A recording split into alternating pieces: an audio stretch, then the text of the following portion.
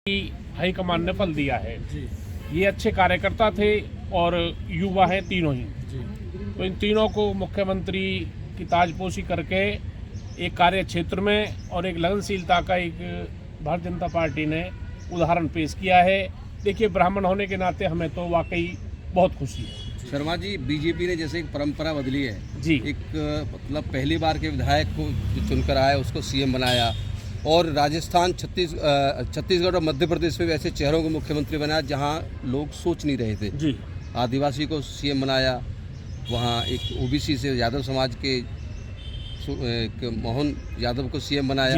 तो कहीं ना कहीं ये अब एक ऐसा विश्वास जागा है कि एक जो कार्यकर्ता, छोटा सा कार्यकर्ता है, जो दरी बिछाने वाला कार्यकर्ता है, वो भी सोच सकता है कि वो शीर्ष तक पहुँच सकता है। देखिए, सनातन परंपरा में सप्तद्वीप नौखंड अधीन भरतखंड सब एक समान है, कोई जाति आपस में नहीं है। और संविधान में तो इस तरह का कोई बस सब है भी नहीं, एक आरक्षण को छोड़ करके। तो सबने अपने अपने जो क्षेत्र में कार्य किए हैं, ये नीचे ऊपर उन्होंने वाच किए हैं, उसके हिसाब से सबको ताजपोशी की गई है। मेरा आपको जो प्रश्न था कि जो अंतिम पंक्ति में बैठा हुआ कार्यकर्ता है वो भी उम्मीद कर सकता है, क्योंकि इससे पहले का अगर हम ट्रेंड देखें तो बड़े बड़े नामों को ही ऐसे शीर्ष पदों पर बैठाया जाता था, लेकिन अब जिस तरह की परंपरा शुरू हुई है तो इसको लेकर क्या कहेंगे आप? देखो, दीनदयाल उपाध्याय जी और डॉक्टर श्यामा प्रसाद मुखर्जी का जो एक नारा था, अंत्योदय, प्रथम से अंतिम पंक्ति के व्यक्ति तक को इसका लाभ मिले, उसका लाभ सरकार ने दे करके वो चरितार्थ कर दिया है भी सब एक समान है।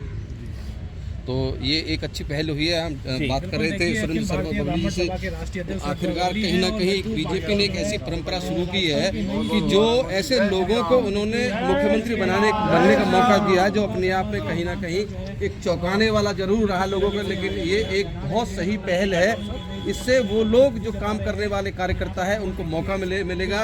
और उम्मीद करते हैं हरियाणा में भी एक, जैसे भी यहाँ पर मनोहर लाल मुख्यमंत्री हैं, मनोहर लाल खट्टर बनाए, वो भी ऐसा चेहरा थे कि जो जिनके बारे में लोगों ने नहीं सोचा था वो मुख्यमंत्री बनाए। और हो सकता है अब हरियाणा का चुनाव भी बिना चेहरे के हो, और जिस प्रकार राजस्थान में और मध्य प्रदेश, छत्तीसगढ़ में एक प्रयोग किया गया भाजपा द्वारा, सांसदों को, मंत्रियों को चुनाव लड़वाया गया, तो हो सकता है हरियाणा में भी यही हो, सांसद चुनाव के मैदान में हो, विधायक के चुनाव के मैदान में हो, ये भी हो सकता है, क्योंकि ये प्रयोग सफल प्रयोग रहा है। एक प्रश्न और करेंगे सवाल करके, प्रधान जी, एक प्रयोग किया भाजपा ने जी, सांसदों को, मंत्रियों को, केंद्रीय मंत्रियों को चुनावी मैदान में उतारा जी, तो ये प्रयोग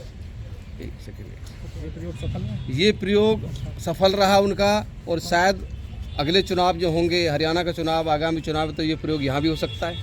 ऐसा है। इस हालात के मुताबिक जो पुराने धुरंधर हैं, मेरे ख्याल में हरियाणा में शायद उनकी भी नींद उड़ गई होगी, ऐसा मुझे आभास हो रहा है कि जो कार्यकर्ता निष्ठावान है, कर्मशील है और समर्पित है, उसका नंबर 100% सत्ता में आना ही आना है। जिन्होंने आनंद ले लिया उन्हें मेरे ख्याल में आज शायद नींद कल से आनी बंद हो गई। चर्चा ये भी है, आप भी सांसदी की चुनाव में कूदने के फिराक में। देखो, मेरी बात सुनो, मैं तो सामाजिक धार्मिक आदमी हूँ। और रही बात पार्टी की, अगर पार्टी कोई ऐसा सोचती है तो बिल्कुल आप सबके सानिध्य में बिल्कुल दम ठोक के इलेक्शन लड़ेंगे और मोदी जी के हाथ में हाथ और ताकत में ताकत मिला के। उम्मीद जागी है अब? नहीं, हालात जब से अब वो हालात हैं जी कि भाई अगर जब सबका नंबर है तो ना जाने हमारा भी नंबर आ जाए, धंधू लग जाए जी।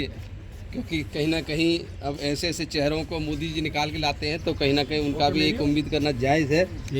और एक चलिए, आखिरकार एक ऐसा नाम निकल गया है, भजनलाल शर्मा राजस्थान के मुख्यमंत्री बने। अब जुड़े हुए थे मुद्दे के बाद में कृष्ण कौशिक के साथ हमने दिखाया।